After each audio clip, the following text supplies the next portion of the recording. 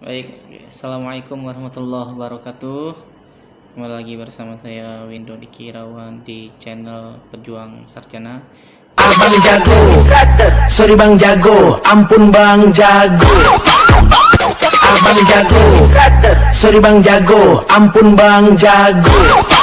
Setiap masyarakat ini memiliki keterbukaan terhadap masyarakat lain. Bahkan pemerintah juga memberikan program transmigrasi dari satu tempat ke tempat yang lain. Ini menandakan bahwa adanya keterbukaan masyarakat satu dengan masyarakat lain.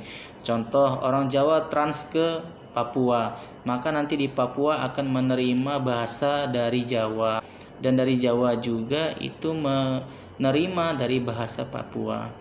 Kemudian ada lagi trans Lampung ke Jawa atau bahkan Jawa ke Lampung. Nah, keterbukaan masyarakat seperti inilah yang menyebabkan terjadinya interferensi, integrasi, alih kode dan campur kode. Nah, kita bahas yang pertama yaitu interferensi. Apa sih interferensi itu? Interferensi itu adalah masuknya unsur bahasa lain ke dalam bahasa yang sedang kita gunakan. Contohnya apa? Contohnya adalah kata Mbogor misalnya. Nah, kata Mbogor ini adalah bukan bahasa Indonesia, tetapi bahasa Jawa. Nah, bahasa Jawa ini masuk ke dalam komunikasi yang sedang digunakan menggunakan bahasa Indonesia. Nah, inilah namanya interferensi. Masuknya unsur bahasa lain ke dalam bahasa yang sedang digunakan. Dalam hal ini adalah bahasa Indonesia. Nah, berbeda dengan integrasi. Kalau integrasi itu sama pengertiannya, masuknya unsur bahasa lain ke dalam bahasa yang sedang digunakan. Dalam hal ini bahasa Indonesia. Tetapi berkaitan dengan integrasi, masuknya unsur bahasa ini bedanya adalah bahasanya ini bahasa yang sudah dilazimkan atau yang sudah dibakukan ejaannya, bunyinya terhadap pembakuan bahasa Indonesia. Misalnya adalah kata research. Research itu adalah bahasa dari bahasa Inggris awalnya. Ketika lazim digunakan oleh orang dan memerlukan proses yang lama pembakuan bahasa Indonesia, maka menjadi sebuah riset. Padahal riset itu dulu adalah bahasa Inggris research. Nah, karena sudah mengalami pembakuan bahasa Indonesia, maka riset ini adalah bagian daripada penggunaan bahasa yang dari bahasa asing masuknya ke unsur bahasa yang sedang kita gunakan.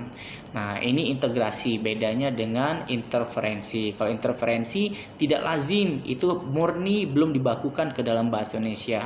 Tetapi kalau integrasi ini sudah dibakukan oleh bahasa Indonesia dan memerlukan proses yang lama.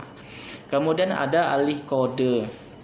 Apa alih kode itu? Alih kode itu adalah pengalihan kode bahasa yang sedang digunakan oleh penutur terhadap lawan tuturnya. Misalnya, penutur A berbicara menggunakan bahasa Indonesia dengan penutur B. Mereka menggunakan penuturan dengan menggunakan kode bahasa Indonesia. Tiba-tiba ada seseorang yang sukunya mungkin sama dengan penutur A, maka secara tiba-tiba si penutur C yang baru datang tadi berbicara kepada penutur A menggunakan bahasa daerah. Secara spontan, secara otomatis yang penutur A tadi yang memiliki latar belakang budaya suku yang sama, maka dia mengalihkan kode bahasa dari bahasa Indonesia menjadi bahasa daerah yang mereka pahami bersama. Nah, di sini ada pengalihan kode bahasa. Seperti itu. Kemudian kalau campur kode berbeda.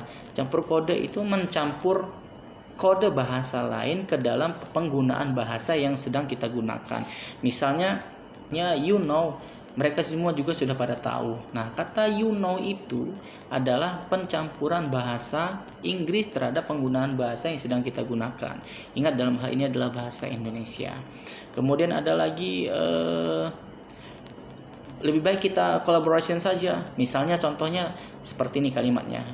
Lebih baik kita collab saja atau collaboration saja kegiatan ini. Nah, collaboration itu murni pencampuran bahasa Inggris ke dalam bahasa Indonesia yang sedang kita gunakan.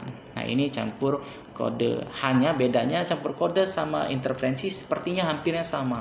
Tapi ada bedanya interferensi dengan campur kode. Kalau interferensi ini dia mencampurkan atau masuknya bahasa lain ini tanpa disadari karena sudah terbiasa dia menggunakan. Tetapi kalau campur kode ini memang sengaja dimasukkan supaya mungkin ada unsur kerennya atau ada unsur bahasa asingnya terhadap yang komunikasi yang ia gunakan. Itu bedanya. Abang jago, sorry bang jago, ampun bang jago.